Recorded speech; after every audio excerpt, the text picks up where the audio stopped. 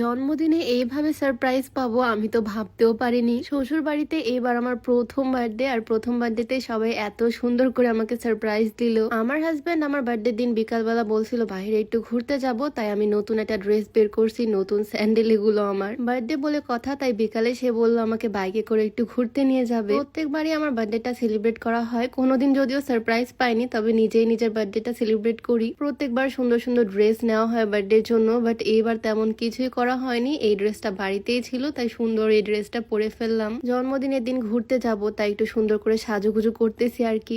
আমার রুমে আমি একা একাই রেডি হচ্ছিলাম। আমার হাজবেন্ড, আমার ননদিনী, ওরা কোথায় আমি জানি না। মানে আমি ভাবতেছিলাম ওরা অন্য কোনো রুমে আছে হয়তো, বাট ওরা যে আমার জন্য সারপ্রাইজ অ্যারেঞ্জ করতেছে এটা আমি ভাবতেও পারিনি। কারণ একে তো দেশের অবস্থা এরকম, আমি ফ্লাফি কোনো গাউনও অর্ডার করিনি, না আছে আমার ক্রাউন। বলতে গেলে কোনো রকমের প্রিপারেশনই নেওয়া হয়নি। নর্মালি ঘুরতে যাওয়ার জন্য যেভাবে রেডি হই সেভাবেই সুন্দর করে রেডি হয়েছি। আচ্ছা, আজকে আমাকে কেমন লাগতেছে বলো তো? আমি রেডি হয়ে তাড়াহুড়া করতেছিলাম বাহিরে যাওয়ার জন্য, আর তখনই আমার হাজবেন্ড, আমার ননদিনী, আমার বান্ধবী সবাই মিলে আমাকে চোখ বেঁধে ছাদে নিয়ে চলে আসলো। বার্থডের দিন যখন এভাবে চোখ ঢেকে নিয়ে আসছে তখনই আমি বুঝতে পারছি অবশ্যই কোনো না কোনো রহস্য আছে। আর চোখ খুলতেই দেখি এখানে সুন্দরভাবে ওরা সাজাইছে হ্যাপি বার্থডে লিখে বেলুন দিয়ে। এখন দেশের যে একটা অবস্থা, তারপর আমার জন্মদিন পড়ছে শুক্রবারে। ওরা এত কিছু কিভাবে অ্যারেঞ্জ করছে আমি সেটাই বুঝতে পারতেছি না। সব দোকানপাটি বন্ধ থাকে শুক্রবার বিকালে। আমার হাজবেন্ড আমাকে আমার ফেভারিট রেড রোজ দিছে অনেকগুলা, আর আমার ননদিনী গিফট দেখে তো আমি পুরাই অবাক। সে পুরো টাকা দিয়ে একটা ফুলের বুকের মতো করছে।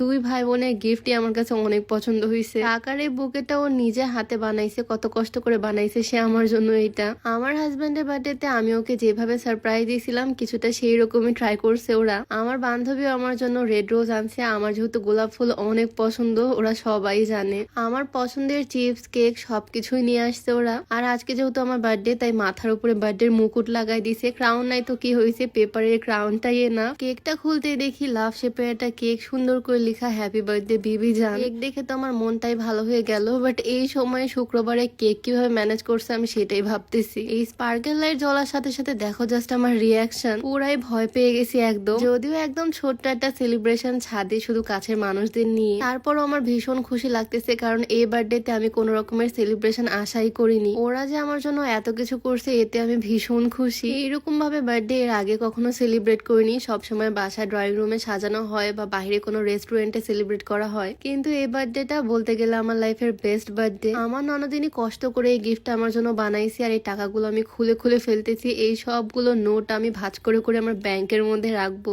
ও বললো ও নাকি সারা রাত কষ্ট করে এই বুকেটা বানাইছে, বেচারি আমাকে কত ভালোবাসে ভাবা যায়। বসে বসে আড্ডা দিতে দিতে চোখে পড়লো এই বড় অ্যাকোয়াফিনা পানির বোতলটা, আর দুষ্টু বুদ্ধি মাথায় চলে আসলো এখন একটা ট্রেন চলতেছে, পানির ফোয়ারা ট্রেন। যদিও এই ট্রেনটা করে রাত্রে বেলা লাইটের নিচে, এবার দিনের বেলায় আমি করব, দেখি কেমন হয়। আর এই যে তার রেজাল্ট। যাই হোক, আজকে তো বার্থডে সারপ্রাইজ পেয়ে আমি ভীষণ খুশি। আর এই ছোট্ট সেলিব্রেশনের ভিডিওটা তোমাদের কাছে কেমন লাগলো অবশ্যই কমেন্টে জানিও। তো আজকে ভিডিওটা এখানেই শেষ করছি। সবাই ভালো থাকো, সুস্থ থাকো, দেখা হচ্ছে নতুন কোনো ভিডিওতে। সবাইকে আল্লাহ হাফেজ।